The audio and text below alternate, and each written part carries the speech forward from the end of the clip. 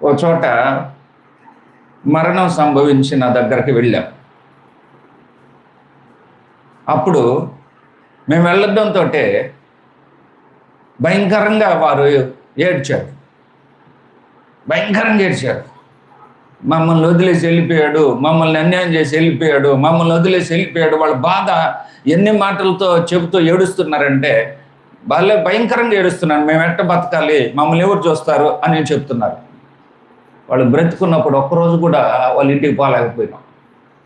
ఎందుకంటే అప్పుడు ఏడవడం కాదు, అప్పుడు సందడి, గొడవలు. అలాగా గొడవలు వేసుకుంటున్న ఇంటిలో చనిపోయిన తర్వాత అప్పుడు తెలిసింది వారికి ప్రేమ అంటే ఏంటో. చనిపోయిన తర్వాత కాదు ప్రేమ అనేది, బ్రతుకున్నప్పుడే ప్రేమించే కార్యం జరగాలి. అందుకు చెప్తున్నాడు, దూషించే మాటల్ని, ద్వేషించే మాటల్ని వదిలేసేయండి, ప్రేమించే మాటల్ని మీరు చెయ్యండి. మీ జీవితానికి మేలు, ఇది నమ్మదగినది, నీకు ప్రయోజనకరమైనది.